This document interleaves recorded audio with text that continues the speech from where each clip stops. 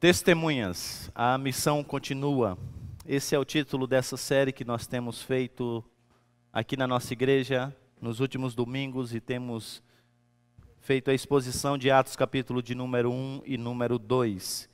Nas semanas passadas nós vimos o derramamento do Espírito sobre a sua igreja, a pregação de Pedro e como agora essa multidão que ouvia Pedro respondeu àquela pregação.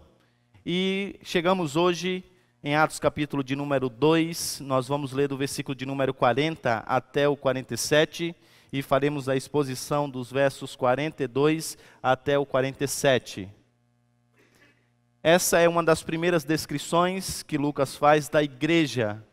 E como sempre faz, ele tenta mostrar como que a igreja continua a crescer através da pregação do Evangelho no poder do Espírito. O verso de número 41 começa descrevendo o acréscimo da igreja e aqueles que receberam o Evangelho. E o verso de número 47 continua a dizer como a igreja continuava a crescer, o Senhor acrescentando diariamente aqueles que iam sendo salvos. E aqui então é um momento em que Lucas, na sua narrativa, é um dos raros momentos em que ele para um pouco para descrever a igreja de forma interna, como eu disse. A preocupação de Lucas maior é fazer um relato da expansão do Evangelho de Cristo em Jerusalém, na Samaria, em toda a Judéia e até os confins da terra. Esse é o seu propósito já apresentado no capítulo 1, verso de número 8. Então olhe, por favor, o texto, versículo de número 40, e por gentileza acompanhe a leitura. Com muitas outras palavras os advertia e insistia com eles, isto é, aqueles que acabaram de ouvir o sermão e foram incentivados a se arrependerem dos seus pecados e a serem batizados. Pedro dizia: salve-se desta geração corrupta. Os que aceitaram a mensagem foram batizados, e naquele dia houve um acréscimo de cerca de 3.000 pessoas. Agora esse grupo de 120, que inicialmente se reunia aguardando a presença do Espírito, e essa grande multidão se reúne como igreja. E no versículo de número 42 diz: e essa igreja, então esses irmãos se dedicavam ao ensino e à comunhão, ao partir do pão e às orações. Todos estavam cheios de temor, e muitas maravilhas e sinais eram feitos pelos apóstolos. Os que criam mantinham-se unidos e tinham tudo em comum. Vendendo as suas propriedades e bens, distribuíam a cada um conforme a sua necessidade. Todos os dias continuavam a reunir-se no pátio do templo, partiam pão em suas casas e juntos participavam das refeições com alegria e sinceridade de coração, louvando a Deus e tendo a simpatia de todo o povo. E o Senhor lhes acrescentava diariamente os que iam sendo salvos. Vamos orar? Baixe sua cabeça, feche os seus olhos, vamos falar com o Senhor.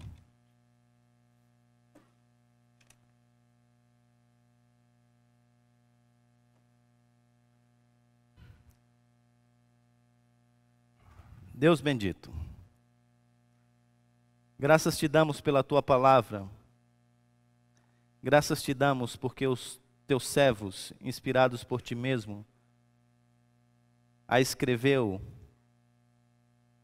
e o Senhor a preservou até nós.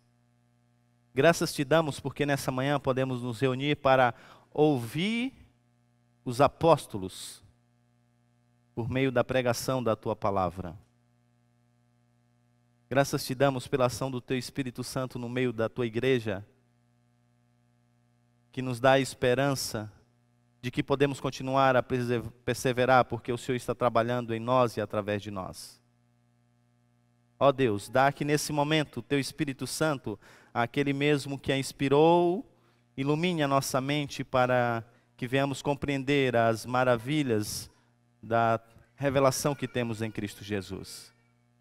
Que haja a edificação do teu povo, Senhor.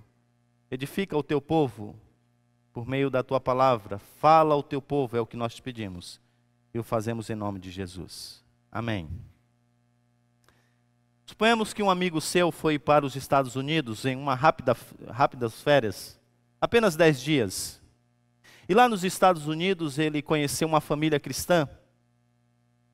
E essa família então falou do Evangelho para esse seu amigo.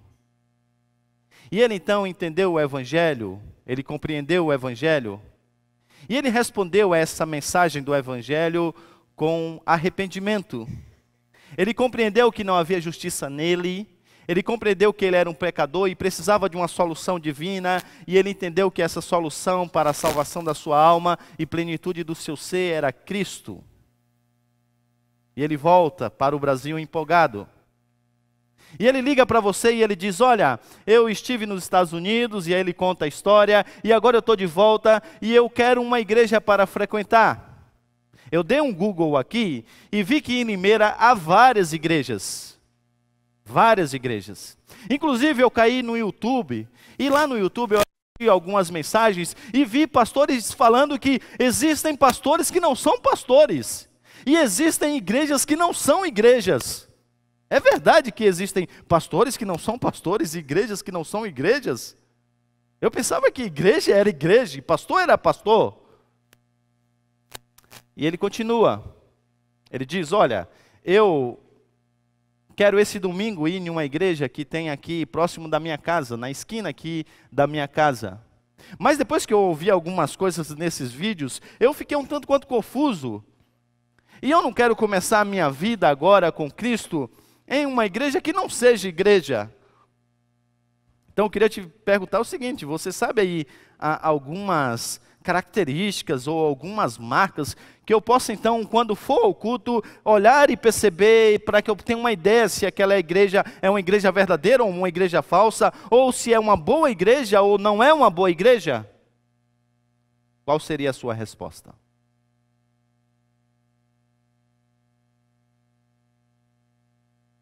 O que você diria? Os reformadores pensaram nisso. Quando eles viram o crescimento da igreja protestante, eles entenderam que era necessário apresentar algumas marcas que pudessem distinguir uma verdadeira igreja de uma falsa igreja. E aí então, em uma das confissões, a confissão belga, adotada por muitas igrejas reformadas, eles assim disseram: as marcas para conhecer a verdadeira igreja são estas, e eles então a citam, são 3. Ela mantém a pura pregação do Evangelho, primeira. A pura administração dos sacramentos, segunda. E o exercício da disciplina eclesiástica para castigar o pecado, terceira. Os reformadores, então, eles disseram que essas 3 marcas, então, nos ajudam a ter uma ideia de uma igreja verdadeira para uma igreja falsa. Foi baseado nessas marcas, por exemplo, que o Supremo Concílio da Igreja Presbiteriana do Brasil, reunido um tempo atrás, ele decidiu considerar algumas igrejas da nossa nação não mais uma igreja verdadeira, porque eles não mais pregavam a palavra de Deus, eles não mais administravam os sacramentos como deveriam. Os sacramentos, na verdade, eram usados como meio de atrair as pessoas. Você participava do culto da ceia que ia trazer uma prosperidade. E por não haver membresia, não havia sequer menção de qualquer tipo de disciplina eclesiástica. O seu amigo começa a frequentar uma igreja. Ela tem essas marcas. Mas depois ele volta para você e diz assim: olha, eu entendi o que você disse, eu olhei, realmente eles lá pregam a partir da Escritura, eu percebi que eles levam a sério os sacramentos, eu até vi que há disciplina no meio daquela igreja, de vez em quando alguém até é exortado e disciplinado, mas acontecem algumas coisas estranhas em relação à palavra de Deus.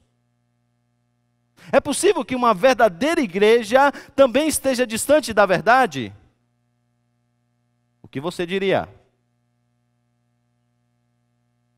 os reformadores também pensaram nisso. Por isso, na Confissão de Fé de Westminster, no capítulo de número 15, é dito o seguinte: esta Igreja Católica, isto é, universal, tem sido ora mais, ora menos visível. As igrejas particulares, que são membros dela, são mais ou menos pura conforme neles é, com mais ou menos pureza, ensinado e abraçado o Evangelho, administradas ordenanças e celebrado o culto público. A segunda distinção, então, que os reformadores fizeram foi entre igrejas puras e igrejas menos puras.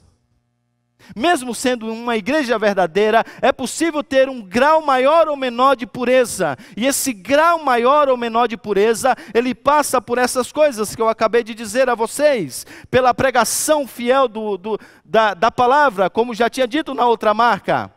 Pela administração mais correta, mais pura dos sacramentos, e também pelo culto ao Senhor, porque nada mais revela a pureza do Evangelho, nada mais revela a teologia de uma igreja, do que o culto público, do que a maneira como nós nos reunimos para adorar ao Senhor, do que aquilo que é pregado no púlpito de uma igreja. Nessa manhã, então, nós vamos nos voltar para uma igreja, a igreja primitiva. Essa não é uma igreja modelo em todos os aspectos. Se você continuar lendo o livro de Atos, você vai perceber que ela não é. Mas essa é uma igreja que então nos apresenta algumas características de uma igreja verdadeiramente saudável. De uma igreja que entendeu o Evangelho e agora abraçou o Evangelho. De uma igreja que está vivendo no poder do Espírito. De uma igreja que é fruto de um verdadeiro arrependimento, de uma igreja que nesse primeiro momento é uma reunião de pessoas que foram verdadeiramente convertidas a Cristo. E Lucas então destaca 4 marcas, são 4 características dessa igreja saudável. Elas são apresentadas no versículo de número 42, e a estrutura desse texto ela é a seguinte. No versículo de número 42, Lucas vai apresentar essas 4 características. E depois o restante do texto nada mais é do que uma descrição dessas 4 características. A princípio nós olhamos para algumas coisas que são apresentadas no versículo de número 43 até o 47 e podemos, em uma leitura superficial, pensar que Lucas está dizendo novas coisas. Mas não, a estrutura era bem simples.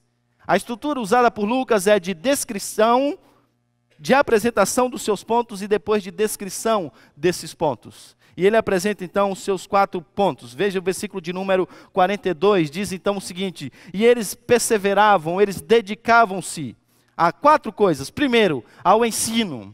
Segundo, a comunhão. Terceiro, partir do pão. Quarto, orações. Essas 4 coisas serão explicadas depois nos versos seguintes, e nós vamos então ver essas coisas conectadas, não apenas a apresentação, mas também a descrição dessas 4 coisas. Vamos então à primeira. É-nos dito então que eles se dedicavam ao ensino dos apóstolos. Então esses novos convertidos, eles agora estavam sendo expostos a esse ensino apostólico. Ora, o que vem a ser esse ensino apostólico? Nada mais, nada menos do que o sermão de Pedro já pregado, desenvolvido, aplicado, explicado e expandido. Nada mais é do que a pregação do Antigo Testamento, agora que aponta para Cristo, entendido a partir de Cristo, que é a chave hermenêutica da Escritura. Nada mais é do que o ensinamento que Cristo deu de si mesmo enquanto esteve com os seus discípulos. Conectados então, todas essas coisas conectadas agora à revelação do Espírito Santo de Deus, dada a esses apóstolos para entender o Evangelho e expandir aquilo que eles não tinham entendido até então.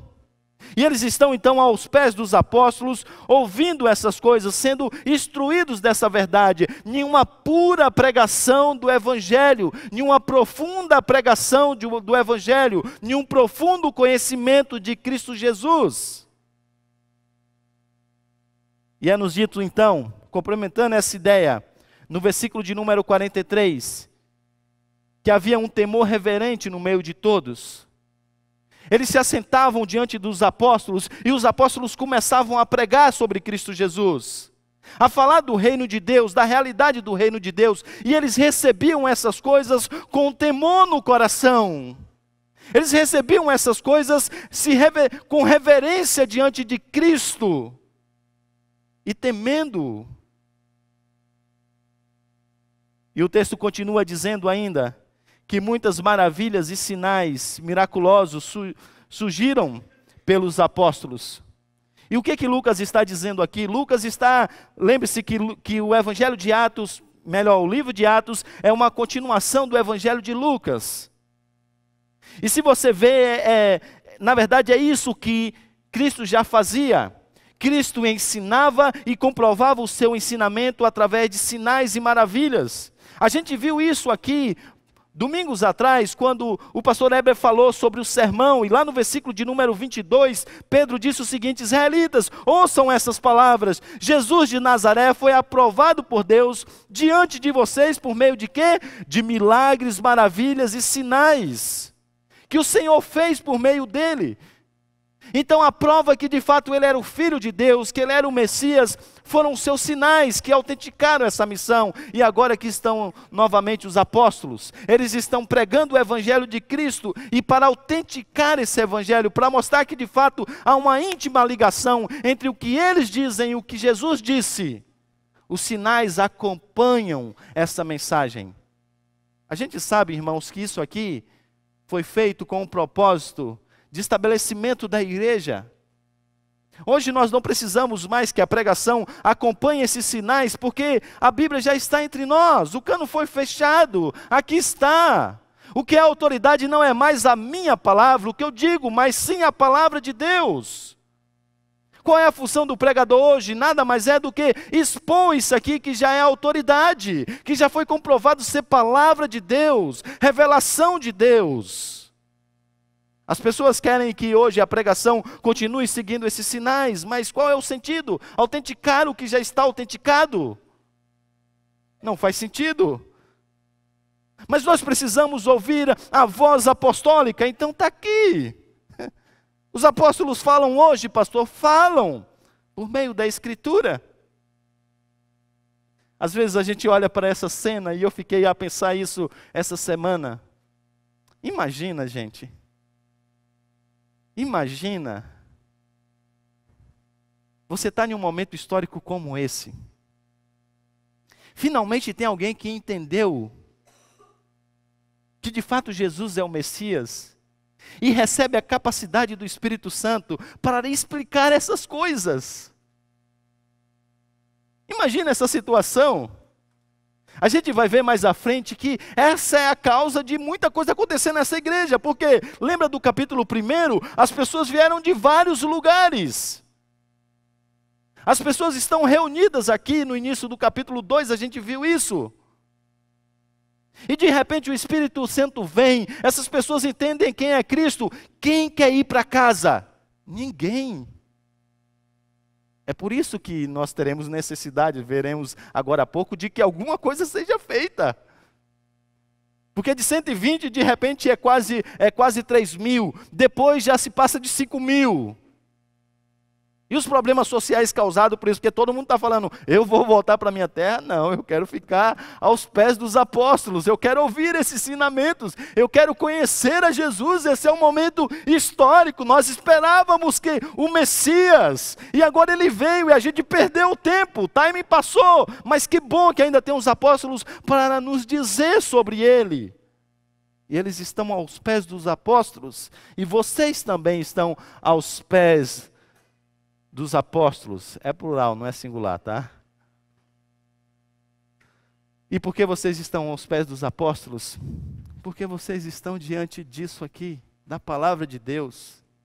Toda vez que a gente se reúne para ouvir essa palavra, é como se a gente estivesse diante de Cristo, diante dos seus servos que entenderam o Evangelho e que agora deixaram essa palavra para nós.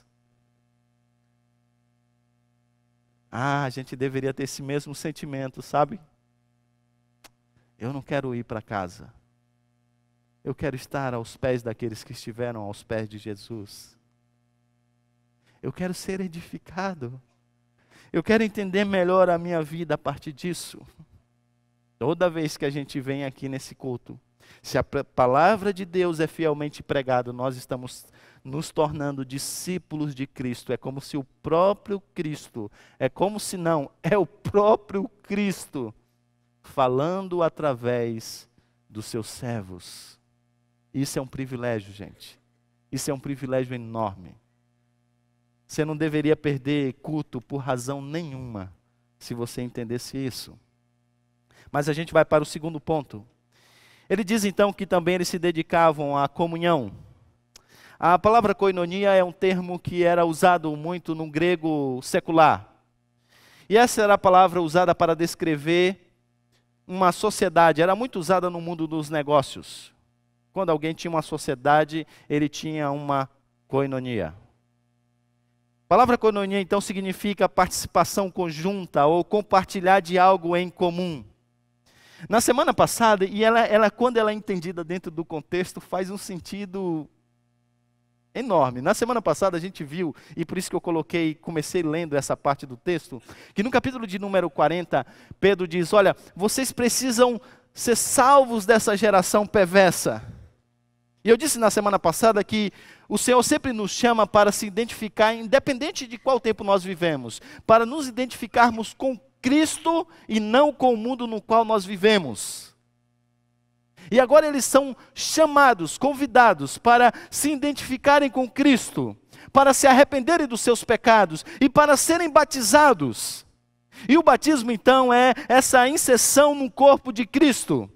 Por meio do batismo eles são inseridos na comunidade da aliança, em uma congregação de pecadores sim, mas de pecadores remidos, que agora são unidos pela fé, pelo mesmo Espírito, e agora vivem com a mesma mente, dentro do mesmo propósito, a glória de Cristo e a expansão do seu reino. É aquilo que Paulo diz, que Deus fez, Ele nos transportou do reino das trevas e nos levou para o reino do seu Filho, para o reino da maravilhosa luz, e agora nós nos identificamos com isso. E agora, é nos dito aqui então, que por meio do batismo, esses agora têm uma participação conjunta nesse mesmo reino. Agora eles pensam como os discípulos de Cristo. Agora eles vivem juntamente como discípulo de Cristo. Agora eles têm a mesma mente de Cristo. Isso quer dizer, então, que quando nós, de fato, nos convertemos ao Senhor, é necessário que façamos parte do corpo de Cristo, que é a igreja. Isso quer dizer, então, que com o batismo, o Senhor nos resgata de uma geração perversa e nos identifica com o seu Filho. E ser resgatado então de uma geração perversa não implica em ter uma vida solitária, ascética e monástica. Vou repetir. Ser resgatado da geração perversa, ser resgatado do mundo, não implica em ter uma vida solitária, ascética e monástica. Melhor, gente, esquece tudo isso. Isso aqui são termos bem antigos. Talvez não diga, não comunique o que precisa comunicar. Eu vou voltar, vamos lá. Ser resgatado do mundo não implica em uma vida atrás de uma tela do computador assistindo online pregações de exposições bíblicas, nem receber ceia pelo correio mediante ofertas feitas, ou ainda participar de uma comunidade virtual sobre os ensinos dos apóstolos. Ao contrário, implica em ser inserido em uma comunidade real, em uma congregação corporativa, em uma relação fraternal com os irmãos e irmãs do corpo de Cristo, isto é, a comunhão dos santos. Isso não precisava ser dito, mas hoje nós precisamos dizer essas coisas, porque nós estamos vivendo uma verdadeira anomalia em alguns lugares. Há muita cabeça e pouco corpo em alguns lugares. Coloque tudo isso entre aspas. E há muito, também entre aspas, há muito corpo e pouca cabeça em outros lugares. Deixa eu me fazer entendido. Vocês não são os únicos que se reúnem dominicalmente. Alguns se reúnem até mais vezes durante o domingo em um grupo maior do que esse ainda. E que também são caracterizados por estarem juntos, por terem, entre aspas, comunhão. Mas em uma reunião como essa, muitas vezes, Cristo não aparece, Cristo não é pregado, porque nós vivemos hoje um cristianismo sem Cristo. De tal maneira que há muito corpo, entre aspas, mas pouco elemento da cabeça que é Cristo. Mas também, dominicalmente, muitas pessoas se reúnem dizendo que estão conectadas com Cristo. Sim, elas estão ouvindo os melhores pregadores, os melhores expositores do Evangelho de Cristo. E se você for conversar com essas pessoas, elas aparentemente têm um entendimento do Evangelho razoável. Elas entendem a salvação pela graça, elas entendem a teologia como nós compreendemos. E você vai olhar, você vai dizer assim, nossa, mas como você conhece dessas coisas das Escrituras? E você é de qual igreja? Não, eu não participo de uma igreja. Espera aí. Você não faz parte de uma comunidade? Não. Mas não se preocupe, pastor. Tenho aprendido muito sobre Cristo, sabe? Tenho aprendido muito sobre o Evangelho. Entre aspas, há muita cabeça e pouco corpo.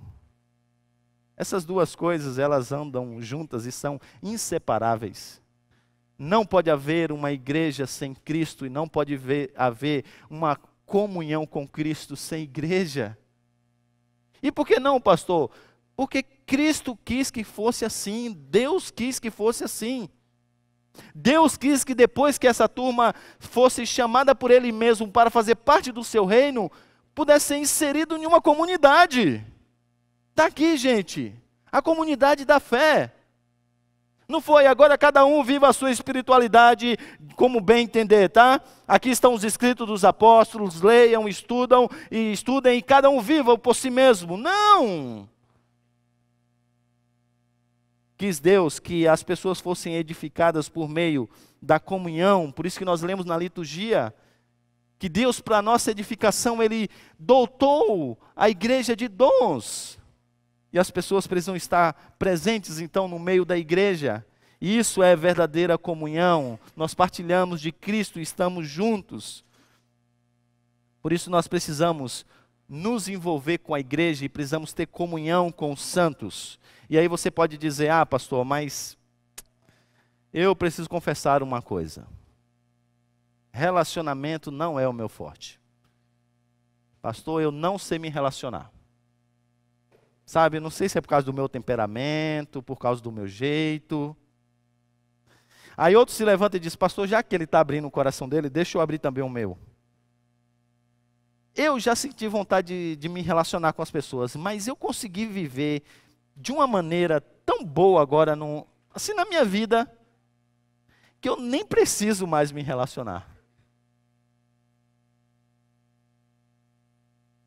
Pode parecer incrível, pastor, mas eu vivo bem. Sabe, na minha família, na minha vida, eu me sinto bem. Eu queria te dizer que isso não é verdade. Porque o nosso Deus é um ser relacional. E a Bíblia nos diz que quando Ele nos criou à sua imagem e semelhança. Então isso quer dizer que esse aspecto relacional também foi impresso em nós. Por isso, então, a doutrina da Trindade implica em que nós, de fato, podemos aprender a nos relacionar. Porque Deus é o modelo de relacionamento e nós podemos aprender com Ele. E de fato que nós precisamos um do outro. E precisamos viver nessa comunhão que nada mais é, gente, do que o próprio emanar da comunhão que há na Trindade do Senhor. É por isso que Jesus disse, olha, assim como eu e o Pai nós somos um, eu desejo que também vocês sejam um comigo e um com o outro, que nós vivamos em uma única comunhão. Porque comunhão é esse emanar daquilo que já existe em Deus. Deus transborda a unidade, Deus transborda a comunhão. E é um privilégio. A gente deveria agradecer a Deus e louvar a Deus por nos permitir essas coisas. Mas deixe-me dizer uma outra coisa, que também está bem claro nesse texto, é que a comunidade cristã, quando agora vive junta, essa comunidade então vive uma comunhão que é mais forte do que os laços existentes nesse mundo, e ela rompe diferenças raciais, culturais, sociais, financeiras e intelectuais. A comunhão cristã ela é mais forte do que qualquer outro laço que possa existir nesse mundo. E ela rompe diferenças raciais, culturais, sociais, financeiras e intelectuais. E a gente precisa aprender isso. A gente precisa entender que agora, quando nós nos reunimos como estamos fazendo agora, isso aqui é o corpo de Cristo. E aqui nós somos um. E aqui é lugar onde, sim, tem pessoas aqui, eu louvo a Deus por isso, que tem um entendimento muito maior do Evangelho. Sim, mas que agora tem que conviver com aqueles que também estão, que acabaram de entender o Evangelho e que disseram assim, eu quero fazer parte disso. E agora, muitos daqueles 120 que já estavam em um nível de discipulado com Cristo muito maior, agora sim tem que sentar com esse e agora conversar sobre coisas do reino de Deus a fim de edificar esse. Observe vocês que os apóstolos são espalhados agora no meio dessa multidão para ensinar e edificar. Isso quer dizer que como igreja a gente precisa edificar um ao outro, independente da classe social, independente do QI, independente da condição financeira. Nada disso deve ser barreira para que a gente possa se unir. Eu sei que às vezes você pode ficar constrangido de dizer assim, puxa, mas eu vou chamar fulano para vir na minha casa, é tão simples. E por que não? A comunhão quebra esse tipo de barreira. E agora sim, a gente pode ser um em Cristo. A gente pode viver juntos em Cristo. A explicação então é apresentada para esse termo comunhão, versículo 44 e 45. Os que criam mantinham-se unidos e tinham tudo em comum. Eles estavam juntos, ricos e pobres, apóstolos e novos convertidos, mestres e discípulos. E aí diz então, vendendo suas propriedades e bens, distribuíam cada um conforme a sua necessidade. E aqui alguém pode olhar para esse texto e dizer, vê? A igreja primitiva, se não era comunista, pelo menos era socialista. Veja aí, pastor, está no texto. Meus irmãos, é verdade que o Evangelho ele deve permear todas as áreas da nossa vida, inclusive a área econômica. No entanto, esse texto aqui, ele não está defendendo qualquer ideia econômica que esteja conectado com esses valores que eu acabei de citar. E há algumas razões textuais para isso. Algumas razões textuais para isso. A primeira delas está no contexto. Disse para vocês, capítulo de número 1 eram 120 pessoas. Depois de um sermão, não sei imediatamente ou tempo depois, essa igreja passou para mais de 3.000. As pessoas estão chegando e vendo isso e falam, ah, não, eu quero ficar aqui. Eu quero estar em Jerusalém. Eu quero passar um tempo aqui. E agora? E comida para esse tanto de gente? E onde é que essa turma vai morar? Alguns falaram assim, olha, primeiro já não dá mais para reunir no cenáculo, tá? É por isso que eles vão para o pátio do templo. Segundo, a igreja se espalha. Várias congregações surgem no mesmo momento. As pessoas vão para as casas, os discípulos são divididos. Talvez aqueles 70 que foram enviados por Cristo Jesus para pregar o Evangelho, se subdividiu em vários grupos e várias congregações agora estão funcionando. As pessoas estão abrindo as suas casas para que elas possam se reunir, porque não há lugar para reunir essa multidão de uma hora para outra.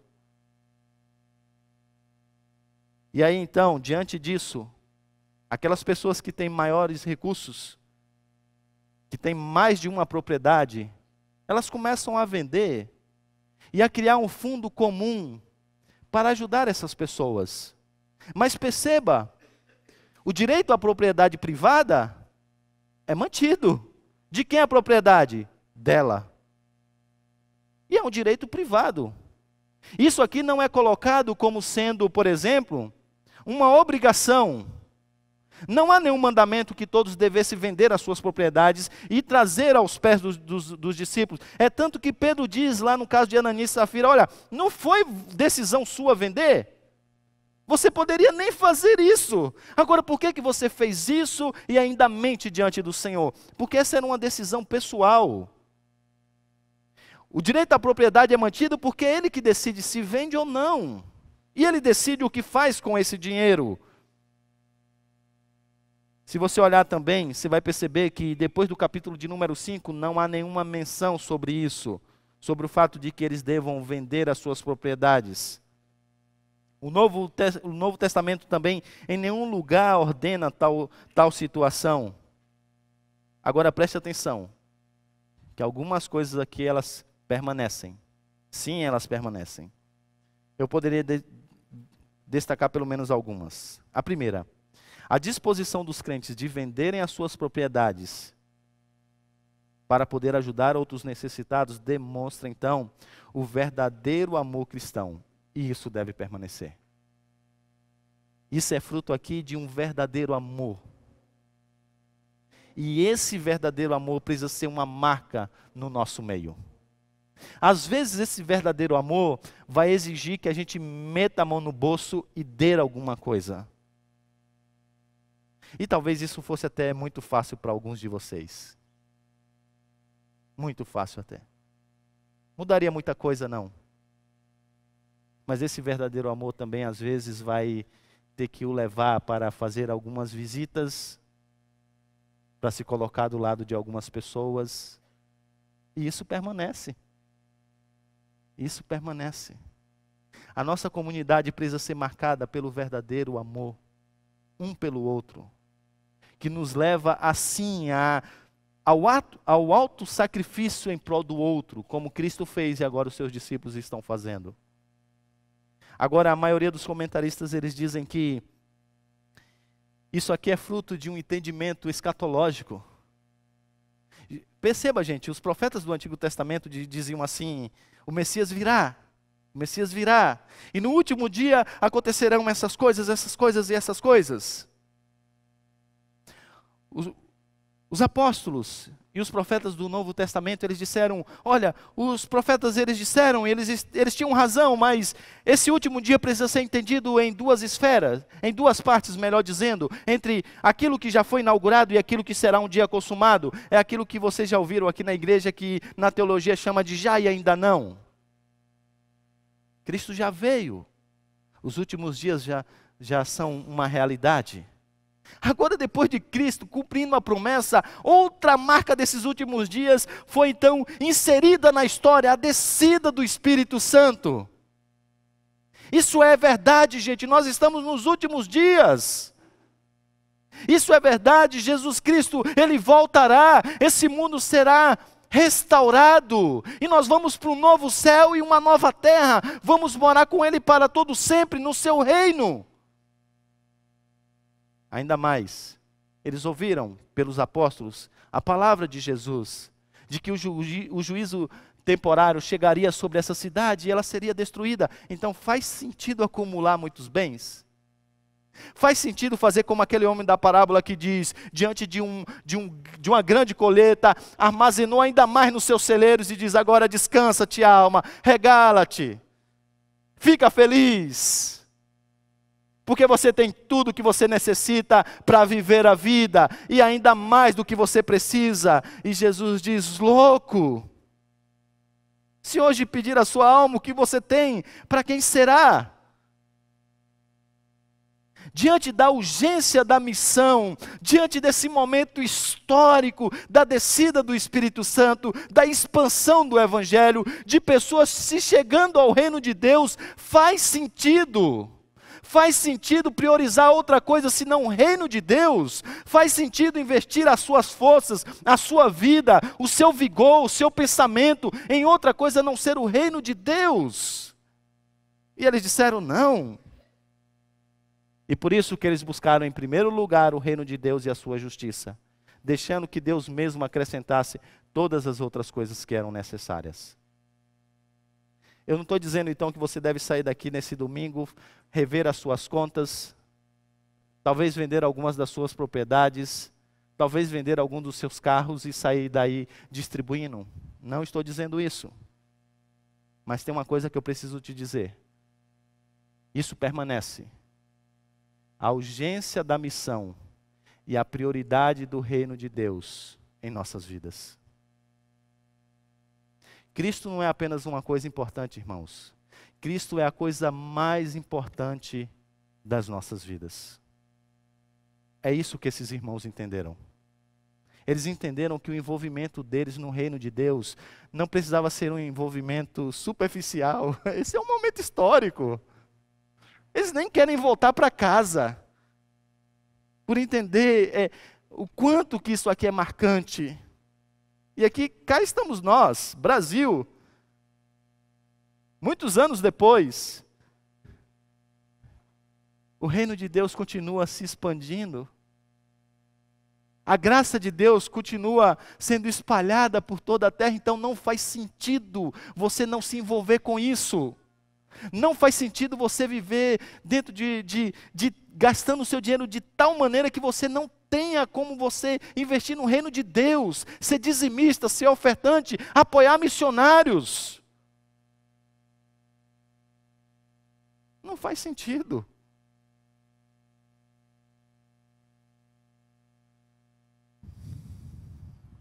O princípio permanece então. Desfrute com alegria de tudo que Deus tem te dado, com muita alegria. Não desfrute com tristeza, desfrute com muita alegria de tudo que Deus tem te dado. Se alegre, é bênção do Senhor. Se Ele tem te dado prosperidade, Deus seja louvado. Se alegre nisso, é fruto da graça dEle. Mas em nenhum momento se esqueça do seu reino e dos necessitados em sua volta. Calvino dizia então que nós precisamos nos envolver com o aspecto econômico, considerando aquilo que ele chamou de 3 princípios éticos. Ele dizia trabalho, frugalidade e poupança. Ele dizia que você tem que trabalhar muito para a glória de Deus. Não muito ao ponto de se tornar um ídolo, tá? Você entendeu? Mas você tem que trabalhar e fazer isso para a glória de Deus. Consequentemente, você vai ter boa remuneração. E ele dizia, diante disso, viva a vida simples. E depois tem uma poupança. A poupança sempre tinha um fundo social. Veja o que ele diz aos pastores e aos crentes de modo geral. Os ministros devem viver contentes com uma mesa frugal, isto é, simples, e devem evitar o perigo de regalo e do fausto, isto é, do luxo. Portanto, até onde as suas necessidades o requerem, que os crentes considerem toda a sua propriedade como à disposição dos piedosos e dos santos mestres. Sabe o que ele está dizendo aqui? Ele está dizendo aqui que você nada mais é do que um mordomo do Senhor para a administração dos seus bens.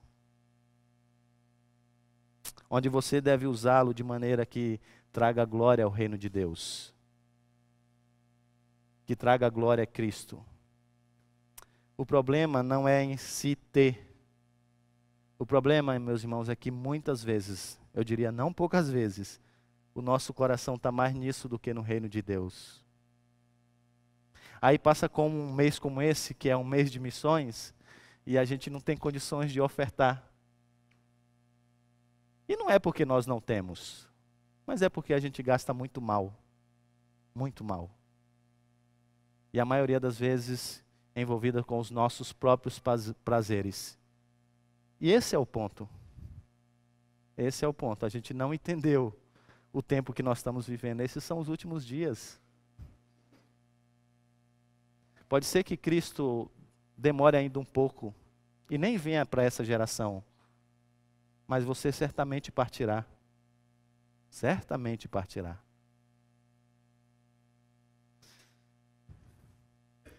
Vamos ao terceiro ponto. O que acontece quando você está no meio do sermão e o tempo está acabando?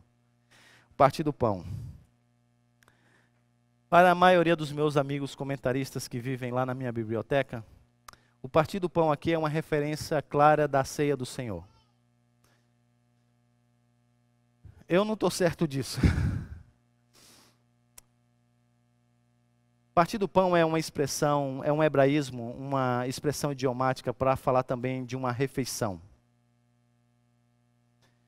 E se você olhar e entender o aspecto do fluxo de ideias, por isso que eu acho que ele é muito importante para entender esse texto, você vai perceber que o cumprimento desse texto, a explicação desse texto, ela é apresentada no versículo de número 46, que diz assim: todos os dias, olha aí, versículo 46, todos os dias continuavam a se reunir no pátio do templo, partiam o pão em suas casas e juntos participavam das refeições, com alegria e sinceridade do coração. Então, se você for olhar o contexto dessa época, você vai perceber uma coisa. Esses encontros eram marcados por aquilo que é conhecido como festa do amor. Era uma espécie de almoço comunitário como nós vamos ter hoje na igreja. E era comum nessa festa do amor, nesse tipo de evento, no final, também se celebrar a ceia. Isso pode ser visto lá na primeira carta de Paulo aos Coríntios, quando ele, inclusive, corrige alguns excessos. Então, que a ceia está presente aqui nessas reuniões, não resta dúvida. Não resta dúvida. Que a refeição também está presente nessa reunião, também não resta dúvida. Eles se reuniam para partir o pão, isto é, para comer juntos, e eles se reuniam também e celebravam a ceia do Senhor. Agora eu creio que à luz desse cumprimento, é mais provável que Lucas esteja tentando enfatizar o ponto de um desenvolvimento desse aspecto da comunhão, que é o partir do pão. Isso porque uma refeição ela era muito importante nessa época. E ele quer destacar alguns pontos. Por exemplo, um nobre, ele poderia alimentar muitos necessitados, e normalmente pessoas muito ricas faziam isso, alimentavam multidões, mas ele nunca comia com elas. Você entende agora por que Jesus era tão criticado por comer com pecadores? Os fariseus também alimentavam as multidões, mas Jesus senta com eles. Isso porque uma refeição no Oriente Próximo, inclusive até hoje, ela é uma verdadeira oferta de paz, confiança, fraternidade, perdão. Em suma, compartilhar da mesa é compartilhar da vida. Sabe qual era a principal refeição? A principal refeição ela se dava no final de uma tarde, por volta das 3 horas. Era depois de um dia de trabalho, e esse era um momento regalado de alegria, um tempo de bate-papo, de proximidade muito grande, muito grande. Era o tempo da ceia, era o tempo da ceia. E agora aqui está nos dizendo o texto de que eles estão partindo o pão. Eles estão vivendo um aspecto profundo dessa comunhão, dessa amizade. E eles estão nessa íntima comunhão. E aí sim, nessa íntima comunhão, eles também participavam da mesa do Senhor. E eles juntos mantinham então a sua comunhão uns com os outros e mantinham a sua comunhão com Cristo. Com Cristo. Eles lembravam de que aquilo só era possível, aquela amizade verdadeira, aquele perdão depois de uma ofensa, aquela edificação mútua, porque Cristo tinha morrido no Calvário para os unir. Para unir pessoas de culturas, diferenças sociais, intelectuais, como agora um único corpo. Mas vamos às orações. O texto diz então que eles também perseveravam nas orações. O cumprimento também está no versículo de número 46. Todos os dias continuavam a reunir-se num pátio do templo. Isso é uma referência ao tempo de oração que era comum entre os judeus. Normalmente eram 3. E eles diariamente iam então ao templo para juntos orarem e ter esse tempo de oração com o Senhor. E eles estavam persistindo nessa oração e nesse favor, louvando a Deus, bendizendo ao Senhor, reconhecendo a sua graça. E juntos eles se edificavam uns aos outros por meio da oração, partilhando mais uma vez das suas necessidades, orando uns pelos outros e intercedendo ao Senhor, como fizemos aqui nesse culto. Eu queria encerrar dizendo basicamente 2 coisas. Primeira, eu queria falar a vocês do privilégio que é fazer parte de uma igreja.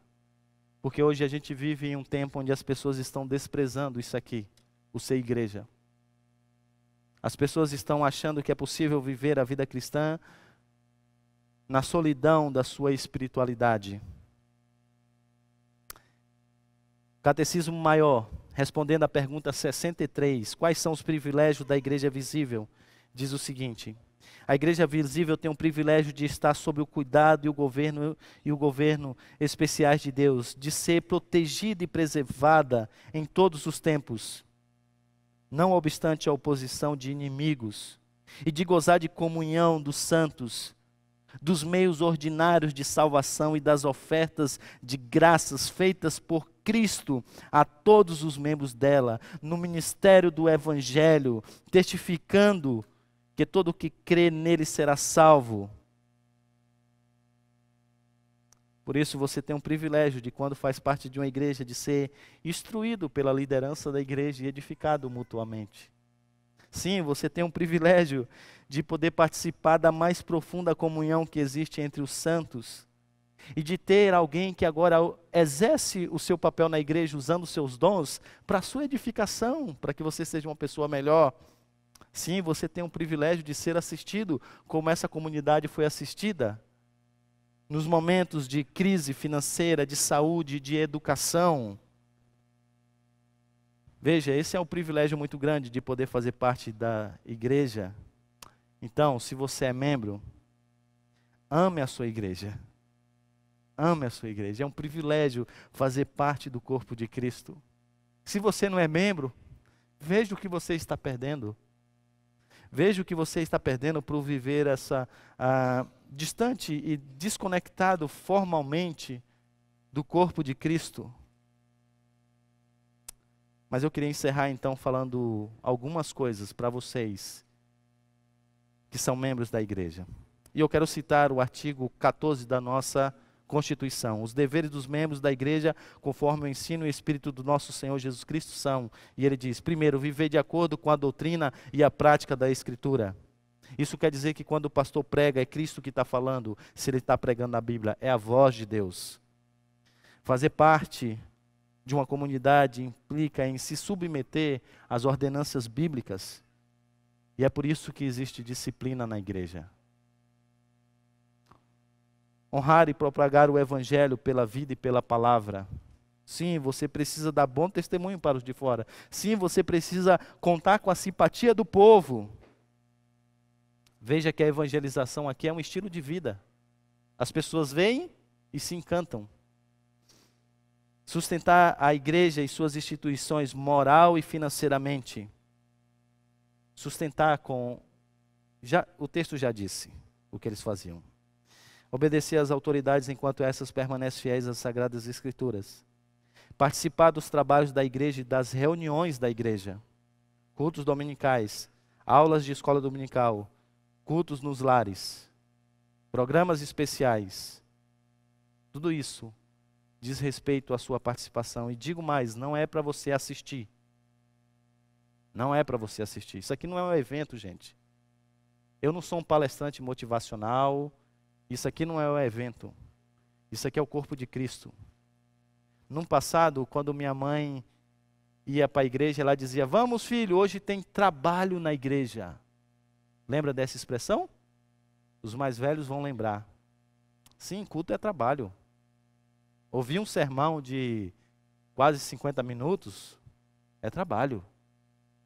Mas a gente não veio aqui porque esse é um ambiente legal para a gente estar no domingo pela manhã. Daqui a pouco vai ter até um cafezinho. A gente não veio aqui porque é legal trazer os filhos. Eles estão crescendo e eles precisam, nesse mundo terrível que eles vivem, de alguém que diga algumas coisas sobre os valores corretos de uma sociedade corrupta. Não. Todas essas coisas são importantes. Mas a gente veio aqui para servir. A gente veio aqui para nos edificarmos mutuamente. Por isso eu queria orar por nós. Vamos orar. Ó Senhor, precisamos muito, Senhor, que essas marcas estejam presentes no nosso meio. Precisamos muito, Senhor, continuar nos esmerando no ensino da Tua palavra. Precisamos muito, Senhor, que a comunhão seja uma realidade mais palpável no nosso meio. Precisamos muito, Senhor, que essa igreja seja uma única igreja, não um ajuntamento de grupos e de pessoas. Precisamos muito, Senhor, que a gente saiba partir o pão, que a gente saiba olhar para o que está à nossa volta. Precisamos muito, Senhor, que isso seja feito à luz da cruz de Cristo, percebida por meio da ceia. Precisamos muito, Senhor, nos dedicarmos à oração, uns pelos outros, pela nossa própria vida, reconhecendo a Tua grandeza.